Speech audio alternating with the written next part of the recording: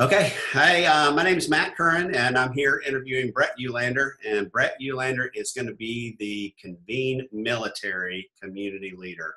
How you doing today, Brett? Hey, terrific, Matt. Thanks for setting this up. Okay, so Brett and I go way back. So, Brett, I'll let you kind of introduce how you and I go so far back and how we first met. So I served 20 years in the Navy as a P-3 pilot, mostly 7 flying tours, and I finished up my career as being director of the Navy Crew Resource Management School in Pensacola, where we do a lot of human factors work. In that job, I got engaged with the commanding officer of VMMT 204, who was having the challenges with the V-22 community and some accidents that had occurred and some concern in regards to rebuilding the program. If people remember back then, Congress was involved. There was a lot of political issues involved. So what the government decided to do was to bring in some old guys and do this very carefully as they stood the program back up. And I was invited as a civilian after I retired to be the CRM human factors lead on the training side as we stood things up. Well, I arrived in New River and MCAS New River, where the V-22 training takes place at VMMT 204. And then I met Matt Kern, who is a brand new V-22 pilot Hey, when he was still on active duty. that's all right. Funny how that works. So, I was the standardization officer at the time in VMMT 204. So, I was actually in the squadron going through, and so Brett and I worked together, really, on the crew resource management, on the instructor training courses, all the different aspects that go into how we communicate, how we talk as pilots and air crew, and just really the whole entire training program. So that's when Brett and I first met, and that was back in 2005 timeframe, I guess, 2004, 2005 timeframe. So we've been close ever since, as friends, and then, as former veterans. So when we started to get Convene up and running, I really, always kept Brett informed of what was going on. But we both have a passion for veterans and both have a passion for the military. Wouldn't you say, Brett? Absolutely. And along with that passion, it's a general passion to serve. And so when you look at ways to serve, I serve as president of the local National Defense Industrial Association chapter here in Jacksonville, Florida. I'm on the board of the National Training and Simulation Association, all that have to do with training for our troops and government relations to industry business. So absolutely a passion for training our military is my job, but I think my big passion goes to how unprepared I was to get out when I first got out, and to why not give those lessons learned to people that are either getting out after a 4-year enlistment or after a 30-year career. Absolutely. So how many years were you in the military when you retired? I served 20 and Okay, right at 20. retired right at 20. Okay, so and myself, and this Brett was around when this all happened to me, but I was in the military 14 and a half years and I was medically retired. So to echo exactly what you just said, the process happened so fast when I went through the medical retirement process. I was extremely unprepared getting out and retiring. And what I mean by that is not just, how to write a resume, how to get a job, but just there's a huge transition. I like to call the military, for us guys and women who have spent our careers in it, it's like a security blanket, the military security blankets. You're getting paid on the 1st and 15th, and you have medical and dental and health, and that you have the support of your unit or your squadron, and that the Wives Club have the support and that spousal unit to support them. So I like to call it a security blanket because you really have the security blanket around you. You go and you do your job and you serve your country, you deploy and you fight in wars. But when it came time for me to get out, I was extremely unprepared. I felt like, as far as what the real world is on the outside. Now, I don't know how you felt, but, compare that to mine. What do you think? Well, I was probably more prepared than you, but I wasn't prepared enough. And I took the transition assistant program twice, once in my hometown of Pensacola and once again up at Camp Lejeune in North Carolina. Even though I was a Navy guy, I took it up there since I was going to retire in North Carolina and thought going through up there might give me some good resources. But even the TAP class, it doesn't, to me, and I know it's a lot better now than it was in my day, but I think the key out there is to have some type of mentorship program, some avenue to reach those that have blazed the trail before. And I didn't have that. And, Yes. and that was a disservice to myself. And I really should have gone out and found that before I had to cross that bridge. Yeah, absolutely. So one thing I want to touch on is that you've gone back to school. So tell me a little bit about going back to school, because then I'm going to touch on how I've gone back to school. But this plays a little bit of part of what's your background as far as going back to school. And so 1982, I graduated from University of Maryland with a degree in behavioral and social sciences with an emphasis in psychology. Along the way during a shore tour in the Navy, I got my master's in psychology. And then right as I graduated or got out of the Navy, I finished the final requirements for my doctorate in psychology. Okay. So I have a doctorate in clinical psychology, which even though it's clinically focused, the big emphasis of my work has been on the human factor side, like Matt alluded to earlier, workload management, instructor skills, and those sort of things, which I did on the V-22 program when I first arrived. Yeah, and so the reason why I bring that up, because let me just tell you a little bit about my education background, is my undergraduate degree is psychology as well, so I have a BA in psychology. But then I just recently finished my master's degree in health and human service counseling with an emphasis on Christian life coaching. So again, which is really a psychology background. So what both of us with that psychology background, we really care about the life aspects of our military. Those that have suffered with PTSD, those are who have gone through some of the things that we've gone through, especially, what Brett talked about as far as, mishaps and different things like that. But the point that I'm making is we both have that psychology background, and that's why us, Brett is the convened community leader for military, but we both are going to work together because we really feel like we can do something special, like Brett said, about the mentoring piece of people getting out of the military. And not just that, but I did a lot of my study on PTSD when I was getting my master's degree and some different factors that go into it. So the different areas that I feel like we can make a huge impact with people. So that's a good thing. So convene military, what types of things, and we've talked about this, but what types of differences and what kind of things do you think we can go make an impact of our retiring or our military wives and military families? What do you think? No, I think it runs the gambit, really, from Vietnam vets to a place for them to come together. And, Lord knows the challenges of navigating the VA system, to spouses clubs with husbands overseas deployed. The neatest thing about the convened communities is that it's not like a Facebook page where you go talk about a subject and then you'll never find that link again.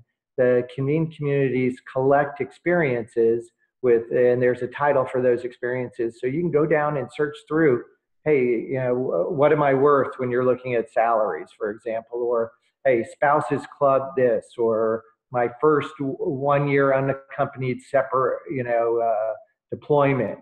And, so multiple subjects will be in there for people to access and basically a repository for that information that gets lost in other, social media type places. Yeah, and I think so. And you hit the nail on the head is, for example, when I got out in 2007, so I've been out since 2007, and I stayed with the V-22 program for about 5 years. And then I went through a transition time, and, I'm not afraid to talk about it, but I walked in one day, and unfortunately, the contract that I worked on was getting made to be smaller, and I was told that was my 2-week notice. And it was during the 2011-2012 timeframe. Well, jobs weren't out there in 2011, 2012. So I ended up going for quite a bit of time, not without a job. And so that was a big shocker to me, because I had never planned for plan B. What happens if that were to happen to me? So I think the point that I'm getting at is some of the lessons learned that you can learn from people that have been in, gotten out, and gone through it before. That's a big wealth of knowledge and a base that we can build upon. That's just one example. I'm just one example. And I know a lot of people. Another example that unfortunately that I see quite a bit is the divorce rates of some of our fellow military men and women. And I think a lot of that comes from, when you're in the military and you have that security blanket, and then you're out and you and your spouse and maybe your kids move from a military base where you have a great amount of support to middle of nowhere USA, and now you're just with that person that you're with. And unfortunately, I've seen a lot of divorce of many men and women. So maybe we can help with that, through a group or some kind of mentor or some kind of process within Convene. So I know those are just two tangents I just went off on, but there's a great wealth of knowledge that hopefully we can make a difference to people getting in and out.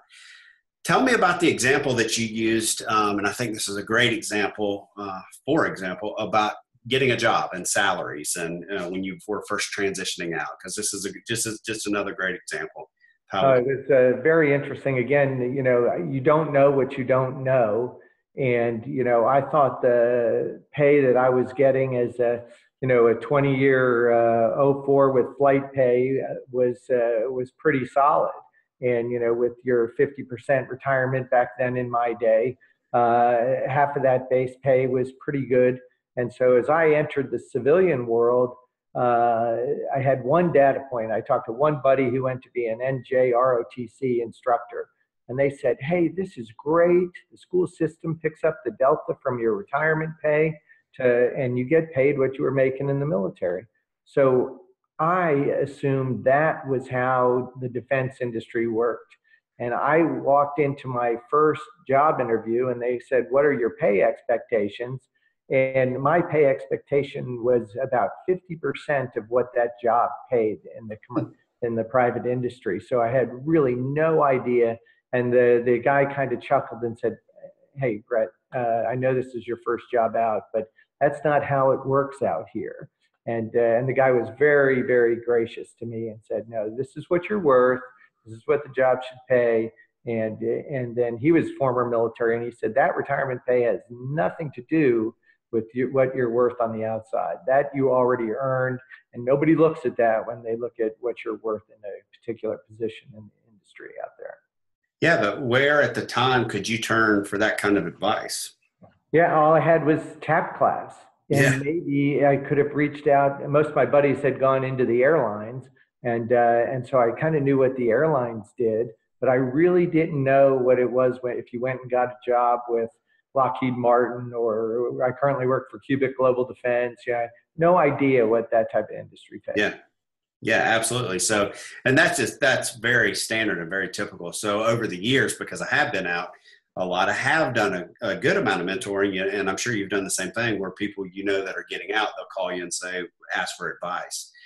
So hopefully with Convene, we can be a collective spot for advice just like that. I think that's extremely important.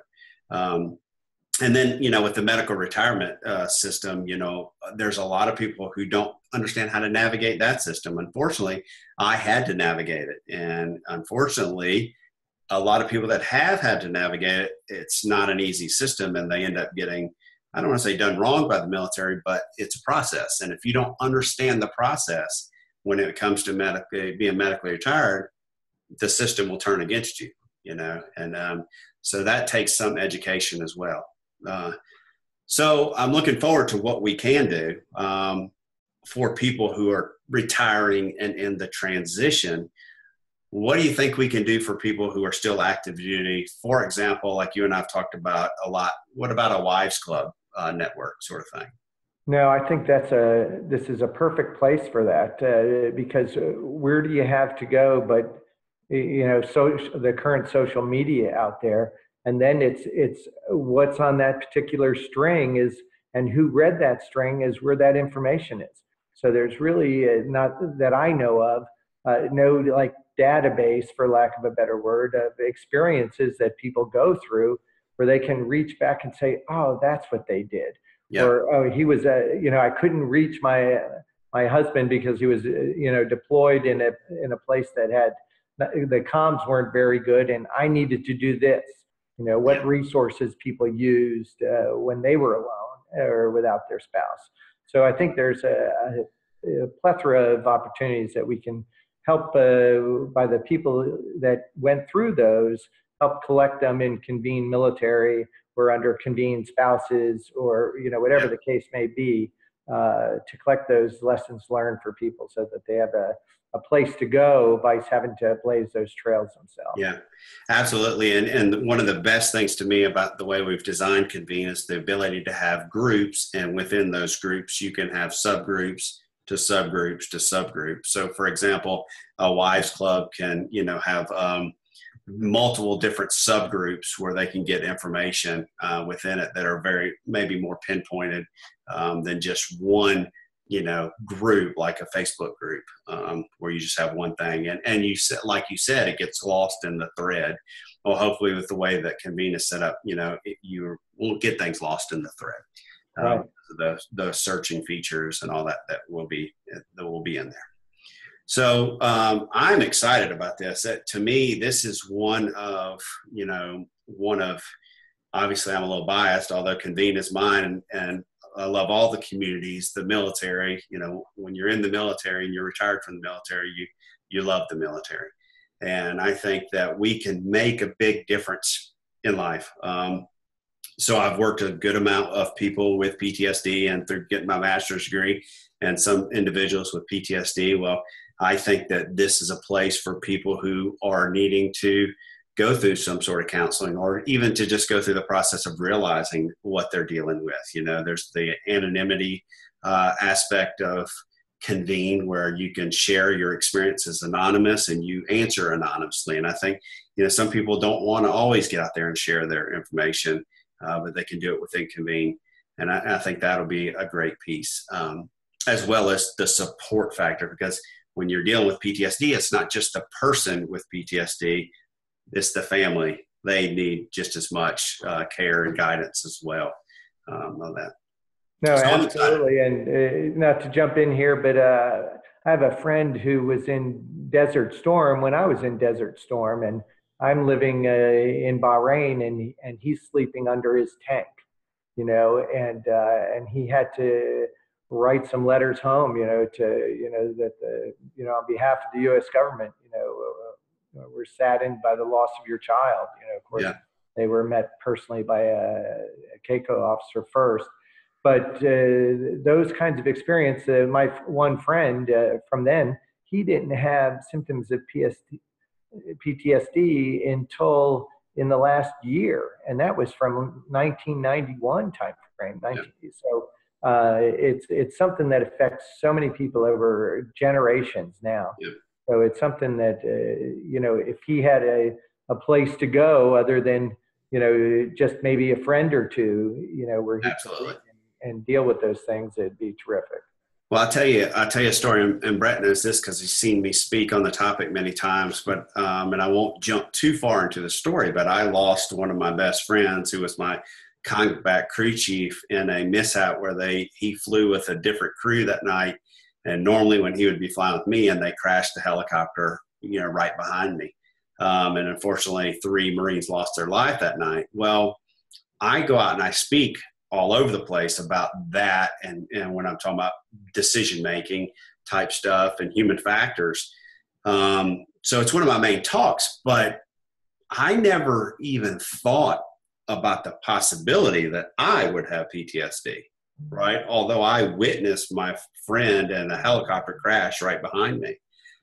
And so when I was getting retired from the Marine Corps, I can remember them saying, okay, you're going to get retired, so you won't be flying anymore. And I remember it was like the biggest burden was lifted off of my shoulders. And I could never really figure out, well, why do I feel so relieved that, that you're not going to have to fly? And it's because the pressure, what I had seen and the stuff I had been through, I truly was having some PTSD.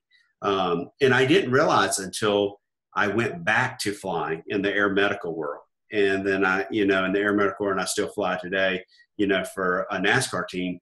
But, at the time, I wasn't aware what PTSD was, had no clue, and really wasn't connecting the dots for me. So the story I'll tell you is I was out teaching a bunch of first responders one time, and there was this chaplain. And this guy's a chaplain, and he's for first responders, and he's in the room. And he was in Desert Storm, and he was part of one of the artillery batteries that did a lot of stuff, impacted a lot of casualties on the Iraqis in Desert Storm. And at the time, he was a pretty senior enlisted guy. Well, he was the mentor to all of the younger people. So he had counseled, and he had been counseling people since 1990 up to 2017. So think about it, that's 27 years. And he broke down in my class, and he's like, it's not until this moment that I've been living with this burden and living with PTSD my whole life, but I've never admitted it and never known. So it was the purpose of just being there and talking about it, where he was always the mentor. He was sitting through my class, and, he was able to come away with understanding that, he had been dealing with. So I agree with what you're saying. That's what I'm getting at. Yeah. So I hope we can make a big difference, Brett. This is exciting to me, and I'm glad to, obviously be back working with you. We've worked a lot together, but I really think this is a community. Both of us are, guys, Christians who believe that we can impact a lot of people and do a lot of good. And I think this is a community that we can definitely do that. And I'm extremely looking forward to it. I agree wholeheartedly, and I really encourage people to get involved. For a lot of people, it'll be just a great source of information, and they'll enjoy reading through the experiences and and taking the experiences and being able to relate to something. And then I hope we find those leaders that want to get out there and lead a community of their own. Maybe somebody, a spouse who's passionate about a spouse's club, or a Vietnam vet who would like to open up a group just for Vietnam vets. And so we need anything from Vietnam vets down to a 20-year-old gamer who can maybe bring another avenue of ways for people to interact here. So I really hope people come out, and the art of the possible is available within the app here. Well, that's right. And I'm glad you said that. And I'm glad you brought that up, because I do think what we've done with Convene is we've built a shell, so to speak. And I want to see people take that shell and do a lot of good with it. And so there is nothing off limits with this. And you said it best, the people who work with, the older generation, with people with, PTSD or just any vet, all the way down to the gamers. I think the young, hopefully the young people will just take this app and do great things with it and use it in ways that I never thought about using it, because I do think that it is very impactful and that we can make a difference with a lot of people, for sure. So I'm going to let you close it out. Let everybody know what you think, and just invite them to Convene, I guess.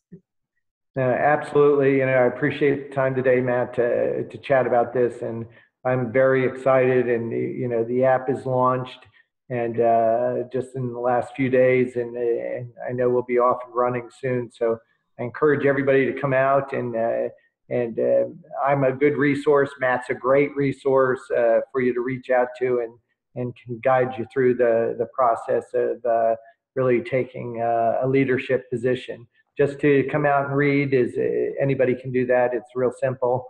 But if you want to get in a leadership position and create groups and are passionate about that, Matt is terrific about helping everybody walk through that process. Yeah. Well, perfect. Thanks, Brett. I'm glad we're back. I look forward to building. Brett and I will be building multiple groups and multiple classes and syllabus where we think will be beneficial for all aspects of people who were in the military and for veterans and their families. Again, I do not like to see anybody suffer. I do not like to see any marriages not work out. I think part of that is being prepared and going through the process and learning, how other people have done it and how other people have been successful in the process. So that's what we're going to do. You ready? Absolutely. Let's go. All right. All right. Y'all have a good day. Thank you.